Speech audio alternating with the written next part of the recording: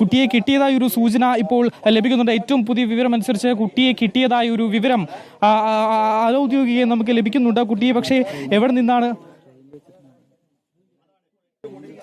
കുട്ടിയെ ട്രെയിനിൽ നിന്നും കണ്ടെത്തിയിട്ടുണ്ട് എന്നുള്ളതാണ് ഇപ്പോൾ ലഭിക്കുന്ന ഏറ്റവും പുതിയ വിവരം.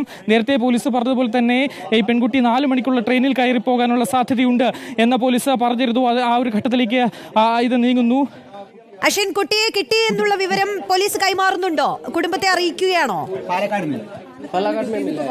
കുട്ടിയെ പാലക്കാട് നിന്നാണ് ലഭിച്ചത് എന്നാണ് നമുക്ക് മനസ്സിലാക്കാൻ കഴിയുന്നത്. അമ്മയ്ക്ക് വിവരം ലഭിച്ചിരിക്കുന്നു. പാലക്കാട് നിന്നും കുട്ടിയെ കണ്ടെത്തിയിരിക്കുന്നു എന്നാണ് നമുക്ക് മനസ്സിലാക്കാൻ സാധിക്കുന്നത്. 4 മണിക്കുള്ള ട്രെയിനിൽ ഈ പെൺകുട്ടി കയറിപ്പോയിട്ടുണ്ട്. കുട്ടിയെ ഇപ്പോൾ പാലക്കാട് നിന്നും കണ്ടെത്തിയിരിക്കുന്നു എന്നുള്ളതാണ് ഏറ്റവും പ്രധാനം. ചേച്ചി, എവിടെ നിന്നാണ് കുട്ടിയെ കിട്ടിയെന്നാണ് പറയുന്നത്?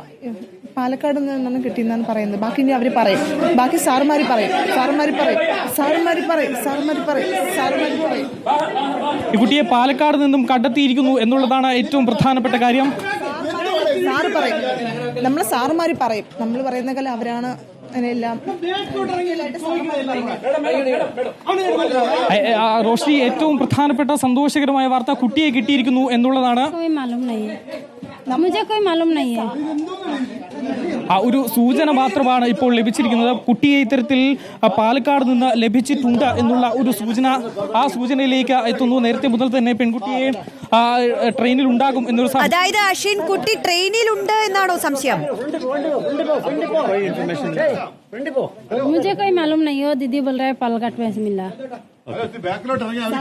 നമ്മളെ സ്റ്റേഷനിലെ സാറുമാരാണ് പറയേണ്ടത്. അവരാണ് യഥാർത്ഥത്തിൽ അതിന്റെ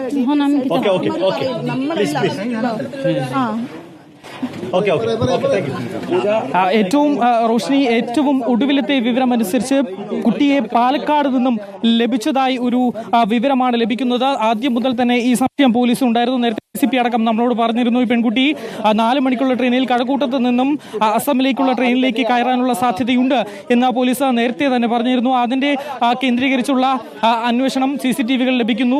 പെൺകുട്ടി ചുമന്ന ലഹങ്കയും കറുത്ത ബാഗുമായി റോഡിലൂടെ കഴക്കൂട്ടത്തെ പ്രധാന റോഡിലൂടെ നടന്നു പോകുന്ന ദൃശ്യങ്ങൾ, അങ്ങനെ കണക്ട് ചെയ്തുള്ള CCTV ദൃശ്യങ്ങൾ കേന്ദ്രീകരിച്ച് നടത്തിയ പരിശോധന ഒടുവിൽ പോലീസ് എത്തുന്നു. പെൺകുട്ടി ട്രെയിനിൽ കയറി, കഴക്കൂട്ടത്ത് നിന്നും ട്രെയിനിൽ കയറി 4 മണിക്കുള്ള ട്രെയിനിൽ കയറി പോകാനുള്ള സാധ്യത മനസ്സിലാക്കുന്നു. അങ്ങനെ റെയിൽവേ പോലീസിനെ അലർട്ട് ചെയ്യുന്നു. ഇപ്പോൾ പെൺകുട്ടിയെ പാലക്കാട് നിന്നും ലഭിച്ചിരിക്കുന്നു. 12 മണിക്കൂറിന് ശേഷമുള്ള വ്യാപകമായ തിരച്ചിലിൽ തന്നെ പോലീസ് ഒരു സൂചനയിലേക്ക് എത്തിയിരിക്കുന്നു എന്നാണ് അശ്വിൻ പറയുന്നത്. അതായത് കുട്ടി അസമിലേക്കുള്ള ട്രെയിനിൽ കുട്ടി ഉണ്ടെന്നുള്ള ഒരു സ്ഥിരീകരണം, ഒരു സൂചനയിലേക്ക് പോലീസ് എത്തിയിരിക്കുന്നു. കുടുംബത്തോട് ആ വിവരം പറഞ്ഞിട്ടുണ്ട് എന്നാണ് കുട്ടിയുടെ മാതാവ് തന്നെ ഇപ്പോൾ പറഞ്ഞത്. കുട്ടിയെ കണ്ടെത്തി എന്ന ഒരു അറിയിപ്പാണ് കുടുംബത്തിന് ലഭിച്ചിട്ടുള്ളത്.